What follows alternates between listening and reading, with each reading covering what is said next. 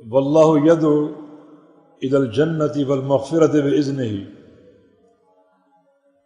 اللہ تعالی دعوت دیتا ہے جنت کی طرف اور گناہوں کو بخشوانے کی طرف، توبہ کرنے کی طرف، استغفار کی طرف اللہ تعالی دعوت دیتا ہے۔ جنت کا راستہ توبہ اور استغفار ہی پر قائم ہے، تو اللہ رب العزت اپنے تمام بندوں کو گناہ بخشوانے کی دعوت دیتا ہے، بلکہ یہ دعوت امر کے صیغے کے ساتھ ہے، توبوا الی اللہ، توبہ کر لو، لوٹ آؤ اللہ کی طرف، جمیعاً سب کے سب۔ ایھا المؤمنون، اے مومنین کی جماعت، توبہ کیوں کرو؟ لعلکم تفلحون، توبہ کر لینے سے یقیناً تم فلاح پا جاؤ گے، کامیاب ہو جاؤ گے۔ یہ کامیابی کا راستہ توبہ ہے، رجوع الی اللہ ہے، اللہ تعالیٰ کی طرف انابت ہے اور لوٹنا ہے۔ خالق کائنات نے توبہ کے ساتھ ساتھ بہت سے جانبی اعمال بھی عطا فرما دیے۔ ہر سال ماہ رمضان دے دیا، جو ریاستوں کا، مجاہدوں کا، جو اعمال صالحہ کا اور توبہ اور استغفار کا موسم بہار ہے۔ ہر لحظہ توبہ پر منطبق ہوتا ہے۔ من صام رمضان ایمانا واحتسابا غفر له ما تقدم من ذنبه، جو رمضان کے روزے رکھے ایمان کے ساتھ اور اللہ تعالیٰ سے اجر لینے کے لیے، دنیا کے لیے نہیں، دنیا کی واہ واہ کے لیے نہیں، ریاکاری کے لیے نہیں، بلکہ اللہ تعالیٰ کے لیے رکھے کہ اللہ اس کا اجر دے گا، تو اس کے سابقہ تمام گناہ معاف کر دیے جائیں گے۔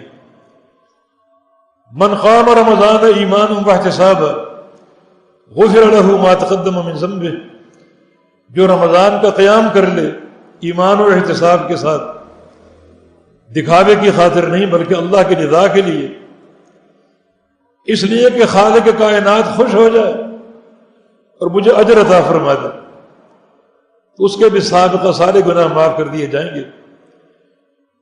من قام لیلۃ القدر ایمانا واحتسابا غفر له ما تقدم من ذنبه، اور جو شب قدر کا قیام کر لے ایمان کے ساتھ اور احتساب کے ساتھ، اللہ تعالیٰ سے ثواب کی نیت پر، اس کے بھی سابقہ سارے گناہ معاف کر دیے جائیں گے۔ رمضان بھی جاری ہے، روزے بھی موجود ہیں، ہر رات آ رہی ہے تراویح کے لیے، شب بیداری کے لیے، رات کے قیام کے لیے، اور شب قدر بھی آنے والی ہے جس کا سب کو انتظار ہونا چاہیے۔ صرف انتظار ہی نہیں بلکہ استعداد ہونی چاہیے اس رات کے احیاء کے لیے، اس رات کو جاگنے کے لیے، بلکہ اگر اعتکاف کی نیت کر لی جائے اور اعتکاف کی کوشش کی جائے، کیونکہ اصل مقصود اعتکاف کا شب قدر کو حاصل کرنا ہے، یہ معمولی تحفہ نہیں ہے۔ لیلۃ القدر خیر من الف شہر، یہ ایک رات 1000 مہینے کی عبادت کے برابر نہیں ہے بلکہ افضل ہے، اور کتنی افضل ہے اس کی حدود اللہ جانتا ہے، ہم نہیں جانتے۔ ان وسعتوں کو ہمارا رب جانتا ہے، ہمیں اس کا علم نہیں، لیکن یہ بات ضرور ہے کہ یہ افضلیت مرتب ہوگی بندے کے اخلاص میں۔ راتوں کو جاگنے والا اور شب قدر کا قیام کرنے والا کتنا مخلص ہے، کتنا اپنے رب کی رضا کا طالب ہے، کتنا اس کی خوشنودی چاہتا ہے اور کتنا اس کی رضا کا طلبگار ہے، اسی کے مطابق یہ اس رات کا قیام افضلیت حاصل کرے گا۔ یہ 1000 مہینے سے زیادہ افضل ہے یہ رات، یہ تقریباً 85 سال، جو ایک انسان کی عمر نہیں ہے۔ نبی علیہ السلام کی حدیث ہے، اعمار امتی ما بین 60 الی 70 سنہ وقل من یجود ذلک، میری امت کی عمریں 60 اور 70 سال کے درمیان ہیں، 70 کے ہندسے کو بہت کم لوگ عبور کریں گے، تو اس ایک رات کا احیاء ہی 85 سال کی عبادت سے افضل ہے۔ یہ سارے اعمال اللہ نے عطا فرما دیے اسی مغفرت اور توبہ کے پروگرام کو اور وسعت دینے کے لیے کہ تم اس مہینے بابرکت مہینے کے ایک ایک ساعت کو غنیمت جانو، اس کی قدر کرو، ضائع کرنے کی بجائے ایک ایک لحظے سے فائدہ اٹھانے کی کوشش کرو۔ بڑی بابرکت گھڑیاں ہیں، یہ سمجھو کہ رمضان سب سے قیمتی مہمان ہے، اس کی قدر کر لو، اس کی ضیافت کے لیے پوری طرح مستعد ہو جاؤ اور وہ ساری برکات سمیٹنے کی کوشش کرو جو اس مہینے کے ساتھ منسلک ہیں۔ تو اللہ رب العزت نے توبہ کے نظام کے ساتھ ساتھ یہ عمل بھی دے دیا، رمضان کا مہینہ دے دیا ایک عظیم الشان تحفے کی شکل میں۔ روزے کی حالت میں ایک وقت آتا ہے جس میں دعائیں قبول ہوتی ہیں۔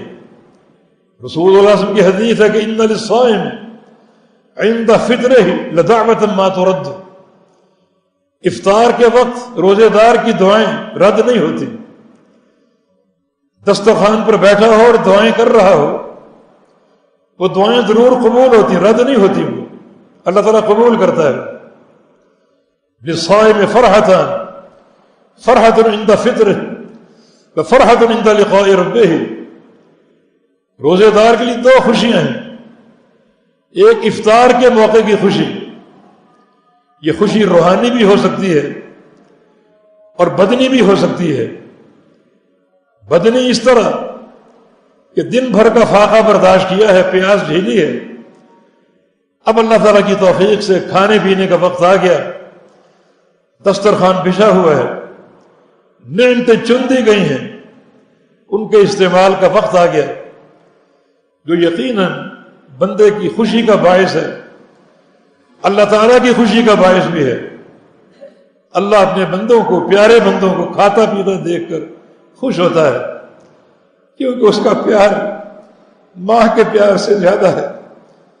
جس طرح ماں اپنے بچے کو کھلاتی ہے اور بچہ کھاتا ہے تو خوش ہوتی ہے، اللہ تعالیٰ بھی خوش ہوتا ہے کہ میرے بندے کھا پی رہے ہیں، میری نعمتیں کھا رہے ہیں۔ اس کا پیار ماں کے پیار سے زیادہ ہے، وہ خوش ہوتا ہے، بندہ بھی خوش ہے کہ دسترخوان کی نعمتیں، کھانے کا وقت آ گیا، پینے کا وقت آ گیا، یہ خوشی ہے اس کی بدنی خوشی۔ اور روحانی خوشی یہ ہے کہ اس موقع کی دعائیں قبول ہوتی ہیں، اور دعا کی قبولیت سب سے بڑی سعادت ہے۔ اللہ تعالیٰ اگر دعائیں قبول کر لے تو سب سے بڑا انعام ہے اس کا، یہ ایک روحانی خوشی ہے۔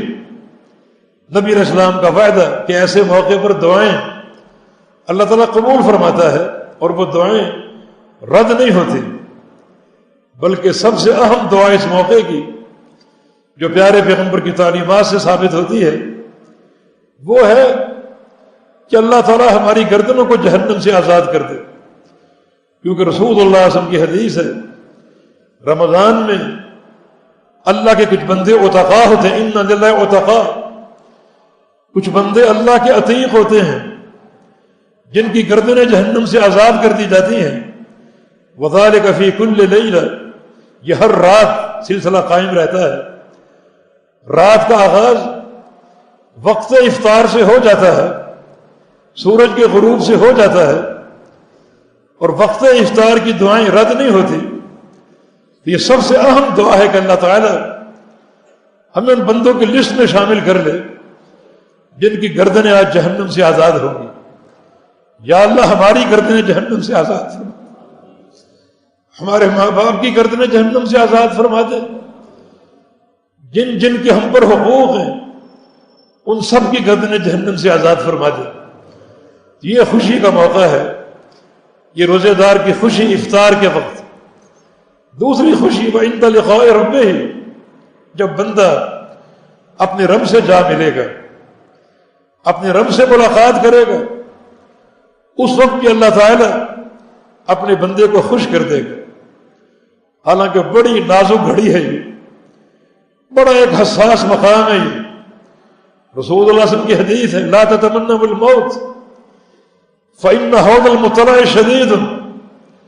موت کی تمنا مت کیا کرو، جب جان نکلے گی تو اگلے جہاں میں جھانکنے کا منظر بڑا سخت اور کرخت اور ناقابل برداشت ہے. اس لیے موت کی تمنا مت کیا کرو.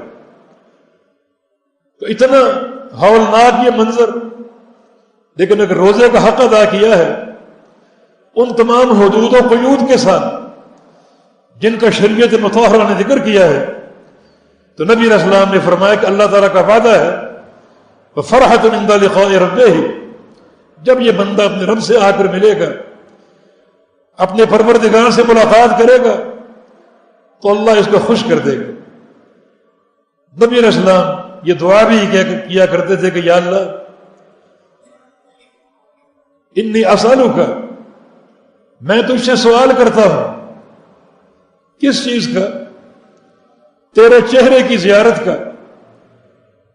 اور اس چیز کا کہ شوق لقائک، تیری ملاقات کا شوق میرے اندر پیدا ہو جائے.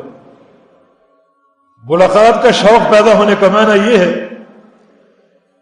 کہ میں اس ملاقات کے شوق میں گھر جاؤں، اس شوق کو اپنی زندگی کا حصہ بنا لوں، اور پھر تیاری شروع کر دوں اس شوق کے تحت کہ اپنے رب سے اس طرح ملوں کہ رب تعالیٰ کو پسند آ جاؤں، رب تعالیٰ مجھے دیکھ کر خوش ہو جائے.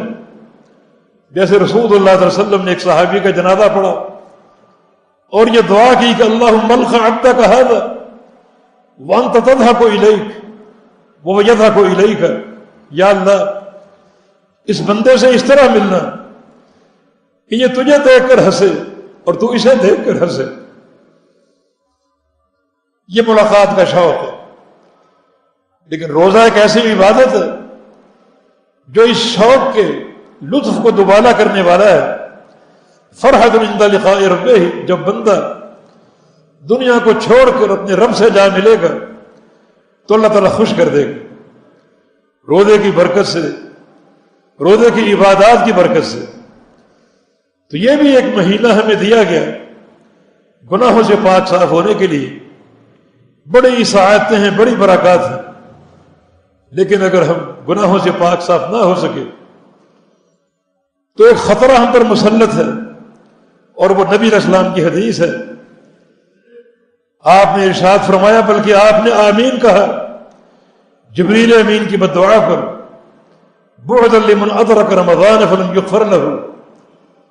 جس شخص نے اپنی زندگی میں رمضان کا مہینہ پا لیا اور اپنے گناہوں کو نہ بخشوا سکا، اسے دور کر دیا جائے اللہ کی رحمت سے، دھتکار دیا جائے. جبریل امین روح القدس کی یہ بددعا ہے اور اللہ کے پیارے پیغمبر کی آمین ہے. مقام مسجد کا ہے، منبر کا. منبر پر چڑھتے ہوئے آپ نے آمین کہا تھا. جب صحابہ نے پوچھا تو آپ نے بتایا کہ جبریل میرے ساتھ تھے. انہوں نے کئی بددعائیں کی، ان میں سے ایک یہ تھی کہ جو بندہ رمضان کا مہینہ پالے اور اپنے آپ کو بخشوا نہ سکے، گناہوں سے پاک صاف نہ ہو سکے، تو اللہ کی رحمت سے اس کو دھتکار دیا جائے. تو جہاں یہ مہینہ موجب رحمت ہے وہاں موجب لعنت بھی ہے، موجب زحمت بھی ہے، اللہ کی رحمت سے دھتکارنے کا باعث بھی ہے. تو پھر توبہ اور استغفار کا معاملہ اور حتمی، متعین اور فرض عین ہو جاتا ہے. کہ ہر بندہ اس مہینے کوشش کرے کہ توبہ اور استغفار کر کے رمضان کے اعمال انجام دے کر گناہوں سے پاک صاف ہو جائے، تاکہ یہ مہینہ گزرے تو یہ ایک عمل کی بھٹی ہے جس سے کندن بن کر نکلیں، خالص سونا بن کر نکلیں، بالکل گناہوں سے پاک صاف ہو کر۔ تو توبہ اور استغفار ہماری ضرورت ہے۔ اللہ رب العزت نے اس کی دعوت دی، بلکہ حکم دیا کہ توبوا الی اللہ جمیعا ایھا المؤمنون لعلکم تفلحون، اے مومنوں کی جماعت سب کے سب توبہ کرو، میرا حکم ہے، آرڈر ہے، تاکہ تم فلاح پا جاؤ۔ یہ توبہ کرنا فلاح کا راستہ ہے۔ اپنے گناہوں کو یاد کیا جائے، اس کی لسٹ تیار کی جائے، اور خالق کائنات کے دروازے پہ دستک دی جائے، دن ہو یا رات ہو، خلوت ہو یا جلوت ہو، اندھیرا ہو یا روشنی ہو، سفر ہو یا حضر ہو، اللہ رب العزت ہر وقت سنتا ہے، ہر ایک کی سنتا ہے۔ وہ لسٹ اللہ کے سامنے کھول دی جائے اور سچی اور خالص توبہ کر لی جائے، 3 شرطوں کے ساتھ۔ نمبر 1، ان گناہوں کو عملی طور پر چھوڑنے کا عزم، عملی طور پر چھوڑ دینا اور آئندہ نہ کرنے کا عزم۔ اور نمبر 3، گناہوں پر دل میں پشیمانی ہو، ندامت ہو، اس طرح توبہ کر لیجیے اور توبہ مکمل کی جائے۔ صلح ادھوری نہیں ہوتی، دوستی ناقص نہیں ہوتی۔ اس ذات کے سامنے توبہ کر رہے ہو جو سب کچھ جانتا ہے۔ ایسا نہ ہو کہ جو گناہ دل سے اتر چکے ان کی توبہ تو ہو رہی ہے، لیکن جو گناہ اب تک دل پہ قائم ہے اور طبیعت ان پر آمادہ ہے، وہ گناہ مرغوب ہیں انسان کی زندگی کے لیے، ان کی توبہ کو مؤخر کر دیا جائے۔ نہیں، دوستی پوری ہو، صلح مکمل ہو، تب اللہ کے ہاں قابل قبول ہوگی۔ کسی گناہ کو فراموش نہ کرو، یہ فراموش کرنا بہت بڑی تباہی کا باعث ہو سکتا ہے۔ سلف صالحین اپنے گناہوں کو یاد رکھا کرتے تھے اور توبہ کے لیے جتن کیا کرتے تھے، بڑی محنتیں کیا کرتے تھے۔ امیر عمر رضی اللہ عنہ نے صلح حدیبیہ کے موقع پر ایک جملہ کہہ دیا، اس جملے کی شدت پوری زندگی محسوس کرتے رہے۔ فرماتے ہیں کہ عملت لها اعمالا، اس جملے کی بخشش کے لیے عمر نے بڑے عمل کی، بڑی نیکیاں کی، بڑے بڑے عمل کر بیٹھا کہ اللہ وہ جملے کا بوجھ مجھے معاف کر دے، وہ میری زندگی سے اٹھا لے۔ پوری زندگی وہ جملہ یاد رکھا اور بڑے بڑے عمل کرتے رہے۔ ابو حذیفہ رضی اللہ عنہ نے جنگ بدر کے موقع پر ایک جملہ کہہ دیا، بڑا پشیمان، بڑا نادم، پوری زندگی جملے کو یاد رکھا، توبہ کرتے رہے، بالآخر ایک دن یہ کہہ دیا کہ یا اللہ میں تب سمجھوں گا تو نے میری توبہ قبول کر لی کہ کسی معرکے میں، کسی جہاد میں دشمن کی تلوار میرے گلے پر چل جائے، جب تلوار چلے گی تو میں سمجھوں گا کہ تو نے مجھے معاف کر دیا۔ اب پوری پابندی کے ساتھ ہر جہاد میں شریک ہوتے، ہر معرکے میں صف اول میں نظر آتے، اسی نیت سے کہ آج شہادت کی موت مل جائے، آج گلا کٹ جائے اور میری توبہ قبول ہو جائے۔ حتیٰ کہ نبی علیہ السلام کا انتقال ہو گیا، ابو بکر صدیق کا دور اقتدار آ گیا، جنگ قادسیہ میں شریک تھے اور واقعتاً دشمن کا ایک وار چلا، گلے پہ تلوار پھر گئی، اللہ کی راہ میں شہید ہو گئے اور توبہ قابل قبول ہو گئی۔ یہ سلف صالحین کا انداز اللہ تعالیٰ کے ہاں معافی کا، تضرع کا اور توبہ اور استغفار۔ ابو لبابہ کوئی بات بھی نہیں کہ صرف ایک اشارہ کیا تھا۔ یوم قریظہ، بنو قریظہ کے یہودیوں کا جب فیصلہ کرنا تھا تو آپ صلی اللہ علیہ وسلم نے سعد بن معاذ کو بطور حکم بھیجا تھا کہ جو فیصلہ کریں وہ قابل قبول ہوگا۔ یہودیوں نے اس پر آمادگی کر دی کہ سعد جو فیصلہ کریں گے ہم قبول کر لیں گے۔ ابو لبابہ جو اسی قبیلے کے تھے، مسلمان تھے، ایک اشارہ کر دیا یہودیوں کو ہاتھ سے یوں، جیسے ایک قتل کا اشارہ ہوتا ہے کہ سعد کا فیصلہ قتل کا ہوگا، یہ ایک اشارہ کر دیا۔ بعد میں بڑا پچھتا ہے کہ میں نے یہ راز کیوں دیا، میں نے یہ بات کیوں اشارے سے بتائی، حالانکہ کوئی جملہ نہیں کہا، صرف ایک اشارہ دیا، اسی پر پشیماں ہو گئے۔ مدینے واپس لوٹے، اپنے آپ کو مسجد نبوی کے ستون سے باندھ دیا کہ اللہ میری توبہ قبول کرے گا تو رسی کھولوں گا اور باہر نکلوں گا۔ توبہ بھی کرتے رہے، ستون سے بندھے رہے، آخر بشارت آ گئی، توبہ قبول ہو گئی۔ لوگ آئے اور آ کر بشارت دی، خوشخبری دی کہ اللہ نے آپ کی توبہ قبول کر لی۔ فرمایا کہ اس وقت تک رسی نہیں کھولوں گا جب تک امام الانبیاء نہ کھولے، اپنے ہاتھوں سے کھولے مجھے آزاد کرے، پھر میں اٹھوں گا اور باہر آؤں گا۔ اللہ کے حبیب تشریف لائے، رسی کھولی اور وہ آزاد ہوئے۔ ابو لبابہ رضی اللہ عنہ، یہ سلف صالحین کا انداز توبہ، گناہوں کو بھولتے نہیں تھے، فراموش نہیں کرتے تھے، حالانکہ گناہ کبھی کبھی ہوتے تھے، بہت زیادہ نہیں۔ ہم تو گناہوں میں غرق ہیں، کبھی کبھی گناہ ہوتے ہیں۔ حسن بصری رحمہ اللہ اپنی وفات سے کچھ دن قبل کسی مشکل میں پھنس گئے، کسی فتنے میں گھر گئے، فرماتے ہیں کہ مصیبت مجھ پر کیوں آئی، اس فتنے میں گرفتار کیوں ہوا؟ آج سے 40 سال پہلے میں نے ایک اپنے بھائی کو مفلس کہہ دیا تھا، مفلس۔ اس جملے کی سزا مجھے آج مل رہی۔ ایک چھوٹا سا جملہ جو 40 سال پہلے کہا کسی ایک بھائی کو، ہم تو پوری قوموں کو چن کے رکھ دیتے ہیں کہ فلاں قوم ہے ہی ایسی، فلاں لوگ سارے ہے ہی ایسے، صرف ایک بندے کو مفلس کہا اور وہ گناہ ان کو یاد تھا۔ چنانچہ آخری عمر میں یہ مشکل آئی، فرماتے ہیں کہ یہ اسی جملے کی سزا معلوم ہوتی ہے کہ اللہ نے مجھے آج اس جملے کی سزا دی ہے۔ تو ان معصیتوں کو بھولتے نہیں تھے، بلکہ توبہ کے لیے مستعد رہتے، بلکہ بے قرار رہتے۔ مائل اسلمی کی طرح، جس سے غلطی ہو گئی زنا کی، سفر میں اللہ کے پیغمبر کے پاس آ گئے، طاہرنی، مجھے پاک کر دیجئے۔ آپ نے اعراض کیا، دوسری طرف آ گئے، مجھے پاک کیجئے۔ آپ نے پھر منہ پھیر لیا، پھر اس طرف آ گئے، مجھے پاک کر دیجئے۔ آپ نے پھر منہ پھیر لیا، پھر آ گئے، مجھے پاک کر دیجئے۔ یعنی 4 دفعہ اقرار کر لیا، اعتراف کر لیا۔ قصہ مختصر یہ کہ اللہ تعالیٰ کہ رسول صلی اللہ علیہ وسلم نے زنا کی حد قائم کرنے کا حکم دے دیا، چنانچہ وہ حد قائم ہو گئی، اور یہ ان کی توبہ کی قبولیت کی ایک علامت تھی کہ اللہ کی حد قائم ہو گئی۔ انہیں سنسار کر دیا گیا، پتھر مار مار کے رجم کر دیا گیا، جو کہ توبہ کی قبولیت کی علامت تھی۔ اور یہی موقف اور یہی ایک تڑپ لے کر وہ عورت غامدی قبیلے کی عورت آ گئی، طاہرنی یا رسول اللہ، مجھے پاک کر دیجیے۔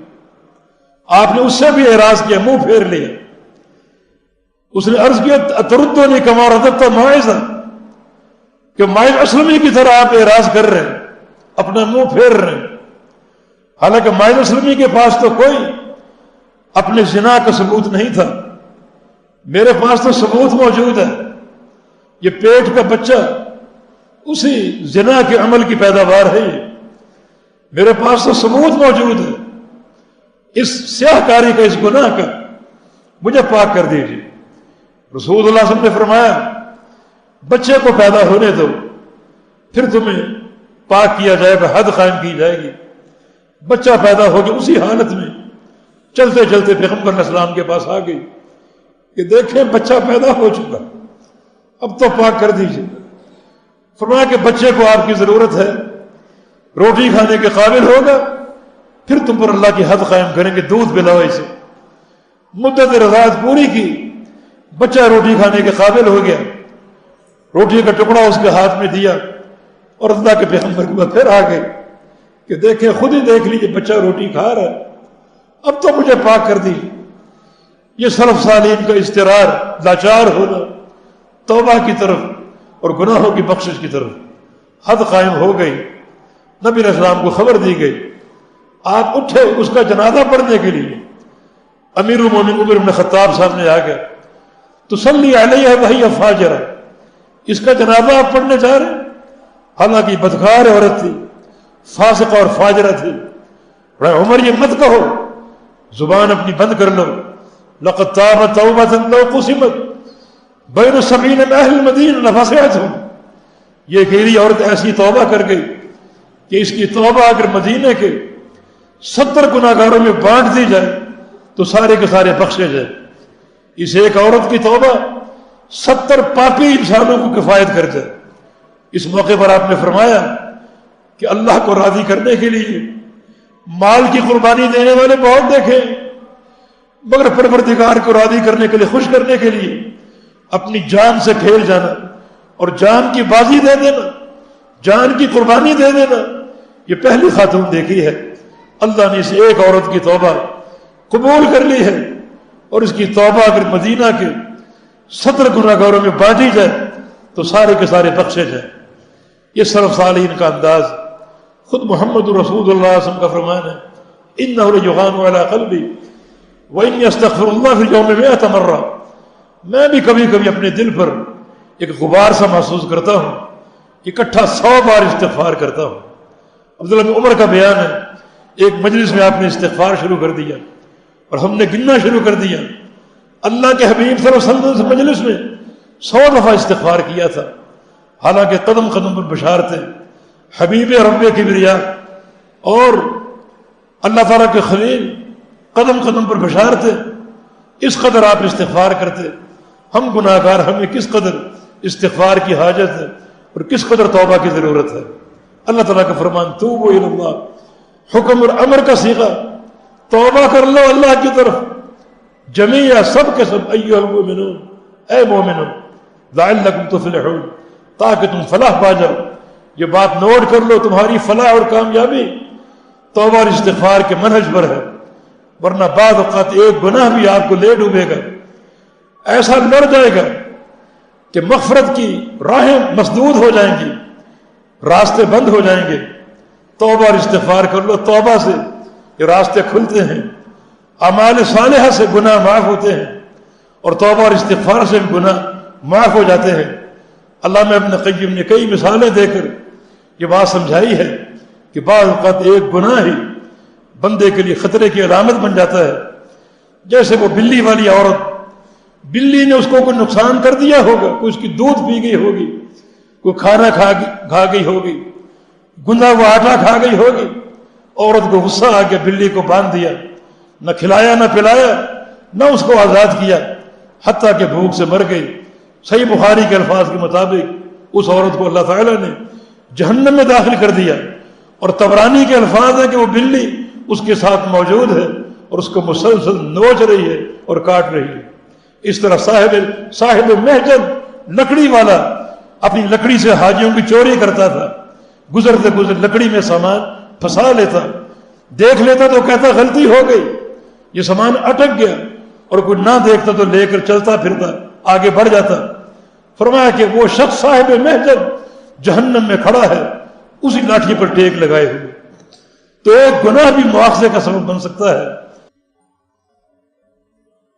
اور توبہ کے مقام کو آسان بنانے کے لیے اور توبہ کی قبولیت کو انتہائی قریب کرنے کے لیے اللہ رب العزت ہر رات جب تیسرا پہر باقی بچتا ہے تو آسمان دنیا پر نزول فرماتا ہے۔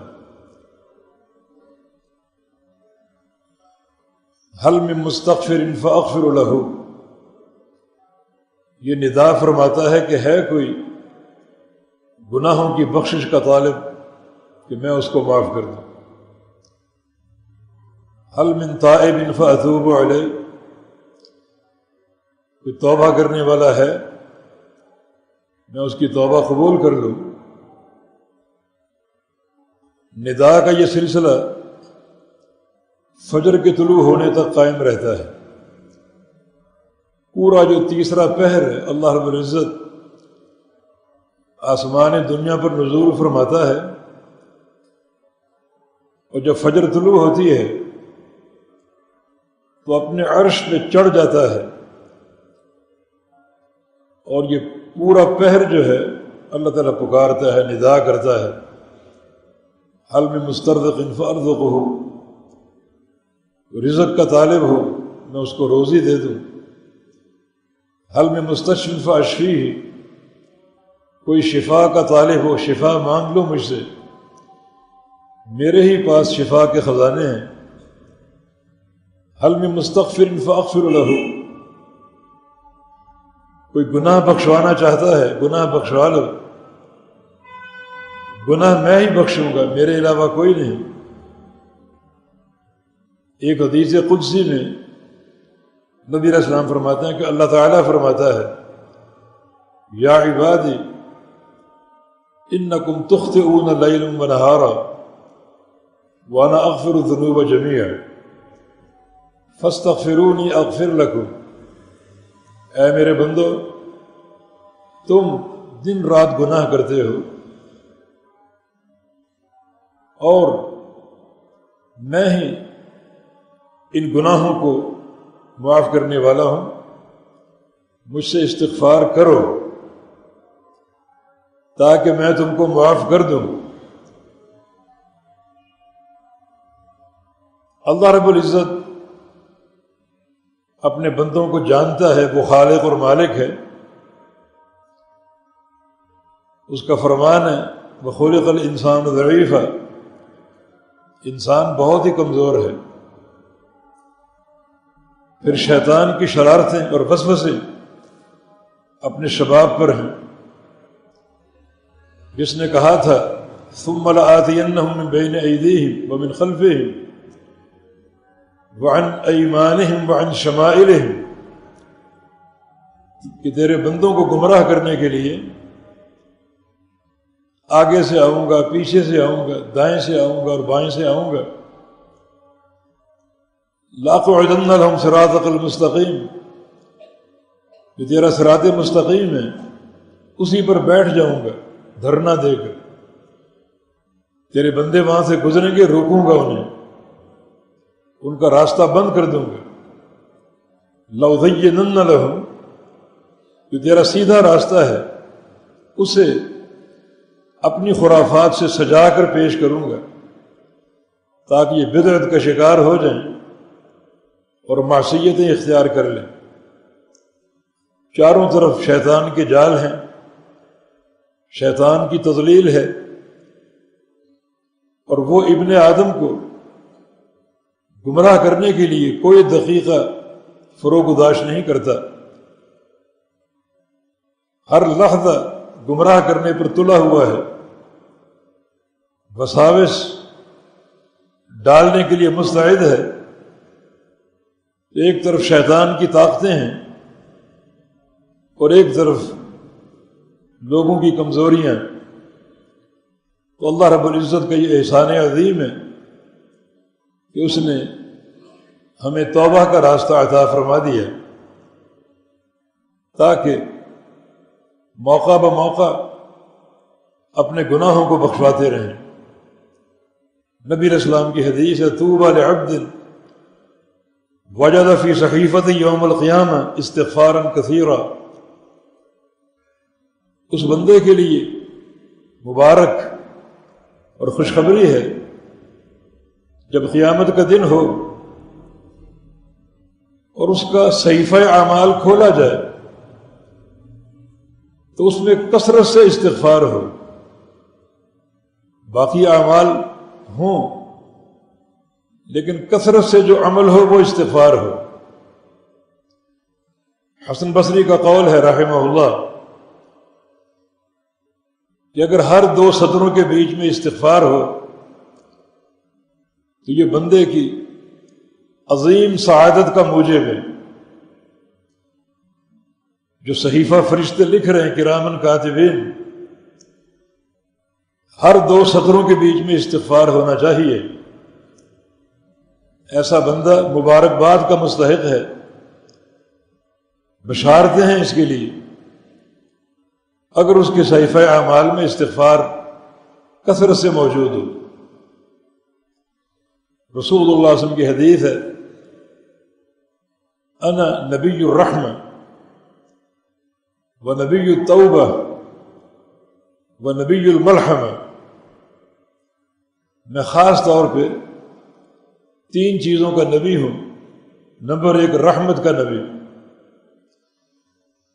اس کا معنی یہ ہے کہ جو بندہ، جو شخص میری اطاعت قبول کر لے گا، اس کے لیے یہ دین رحمت کا دین ہے، رحمت کی وسعت اسے نصیب ہوگی۔ اور اگر کوئی شخص دین کی طرف نہیں آ رہا، سرکشی پر آمادہ ہے، معصیتوں کا دروازہ کھول رکھا ہے، تو پھر نبی التوبہ، ایسے بندے کے لیے میں توبہ کا نبی ہوں، اس کے لیے توبہ کا موقع موجود ہے۔ اور اگر وہ توبہ کو مؤخر کیے ہوئے ہے اور توبہ کی طرف آمادہ نہیں ہے، تو پھر نبی الملحمہ، پھر میں جہاد کا نبی ہوں۔ ایسے بندوں کے گلے کاٹنے پڑیں گے تاکہ جو بڑے بڑے پاپی ہیں گناہوں اور کفر کے، ان کا صفایا ہو جائے، اور بعد میں جو بقیہ اللہ کے بندے ہیں وہ استقامت کی طرف آ جائیں۔ تو یہ دین رحمت بھی ہے، دین توبہ بھی ہے، اور دین جہاد بھی ہے۔ جو سراسر اللہ اور اس کے رسول کی اطاعت کرتے ہیں، ان کے لیے یہ دین رحمت ہے۔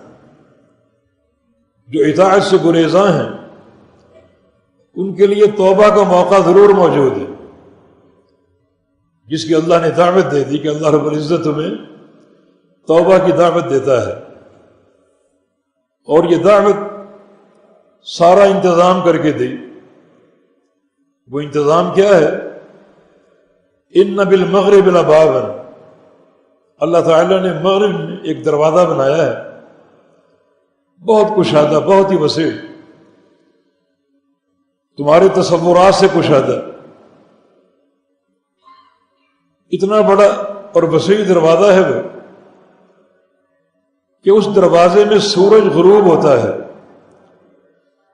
وہ سورج جو ہماری زمین سے کروڑہ گنا بڑا ہے، کتنا وسیع یہ دروازہ ہے۔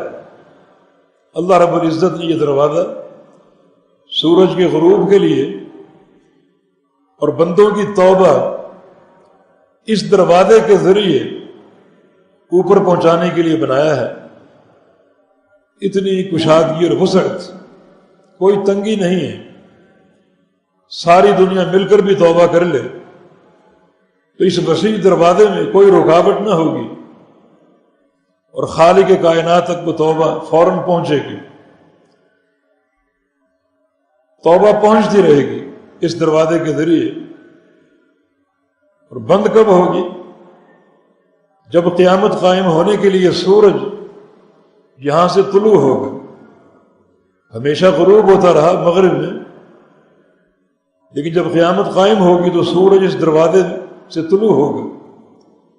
یہ قیامت کا چہرہ ہوگا، جس کا معنی قیامت کا وقوع بالکل سروں پر قائم ہو چکا ہے۔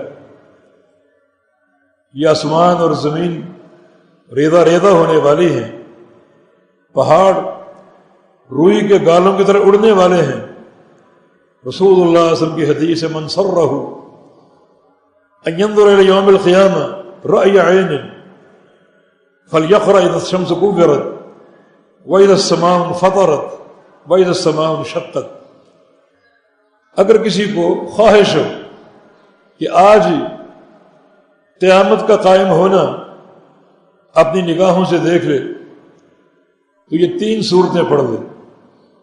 سورہ انشقاق، اذا السماء انشقت، سورہ انفطار، اذا السماء انفطرت، اور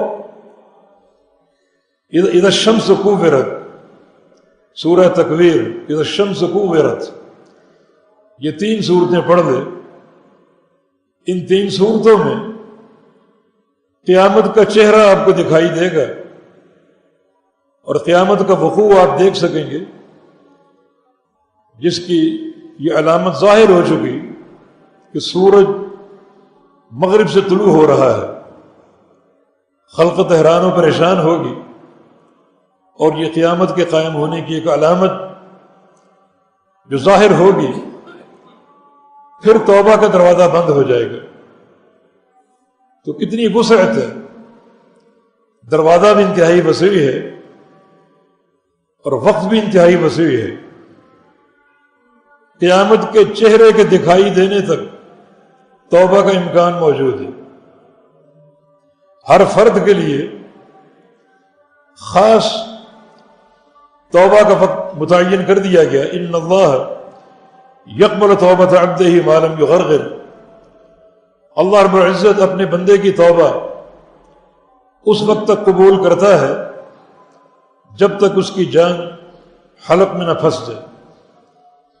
جب یہ جان نکلنے والی ہو، حلق میں اٹک جائے، سکرات الموت طاری ہو جائے، اب وہ کہے کہ میں توبہ کرتا ہوں، اب وہ امکان ختم ہو چکا، بڑی تمہیں ڈھیل دی گئی، تا وقت موت زندگی کی آخری سانسوں تک ڈھیل دے گی، اب توبہ کر لو، اب توبہ کر لو۔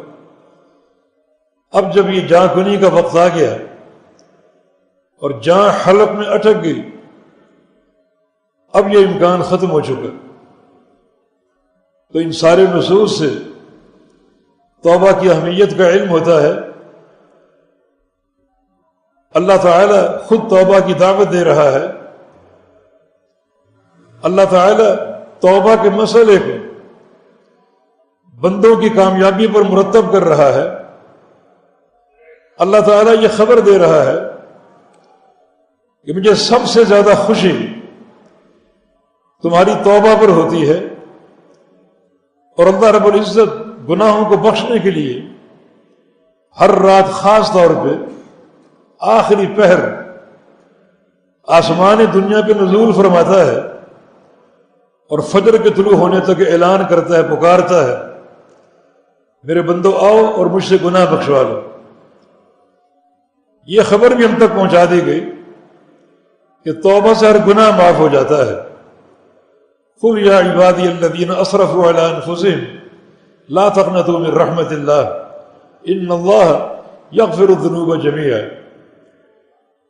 میرے ان بندوں سے کہہ دو جو اپنے نفسوں پر زیادتی کر بیٹھے، گناہوں کی معصیتوں کے سمندر میں ڈوبے ہوئے بے تحاشا گناہ ہیں، لا تقنطوا من رحمت اللہ تعالیٰ کی رحمت سے مایوس نہ ہونا، ان اللہ یغفر الذنوب جمیعا، اللہ رب العزت تمام گناہوں کو بخشنے والا ہے اور سارے گناہ معاف کر دے گا۔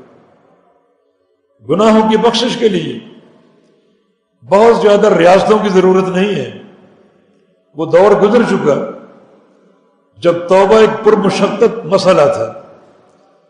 جیسے بنی اسرائیل پر اللہ تعالیٰ نے ایک نافرمانی پر توبہ کا حکم دیا اور فرمایا تلواریں پکڑ لو، فلاں عمارت میں داخل ہو جاؤ اور اندھیرے میں ایک دوسرے کو قتل کرنا شروع کر دو، گھنٹہ 2 گھنٹے وقت ہے، قتل کرو ایک دوسرے کو، جب ٹائم ختم ہوگا تو کوئی زندہ ہوگا کوئی مر چکا ہوگا، اور یہ تمہاری توبہ کی قبولیت ہے، زندوں کی بھی قبول ہو جائے گی اور مردوں کی بھی ہو جائے گی۔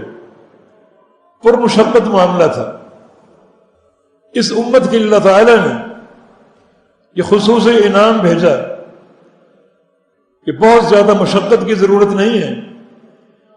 یا ابن آدم لو بلغت ذنوبک عنان السماء ثم استغفرتنی لاغفرن لک علی ما کان منک ولا ابالی، آدم کے بیٹے تیرے گناہ اگر آسمانوں کو چھونے لگے، اتنا ڈھیر لگ جائے کہ تیرے گناہ آسمانوں کو چھو رہے ہیں، ثم استغفرتنی، پھر تو مجھ سے استغفار کر لے، توبہ کر لے، مجھ سے کہہ دے کہ میرے گناہ معاف کر دے، لاغفرن لک، میں تیرے ایک بار کے کہنے پر سارے گناہ معاف کر دوں گا جیسے بھی ہوں، ولا ابالی، اور مجھے کوئی پرواہ نہیں، کوئی کام میرے لیے مشکل نہیں، کوئی کام میرے لیے بڑا نہیں ہے.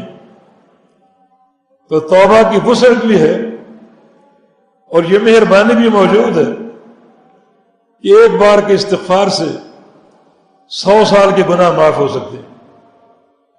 یہ اس دین کی سماحت اور برکت ہے. ضرورت ہماری، عافیت ہماری، سعادت ہماری توبۃ النصوح میں ہے.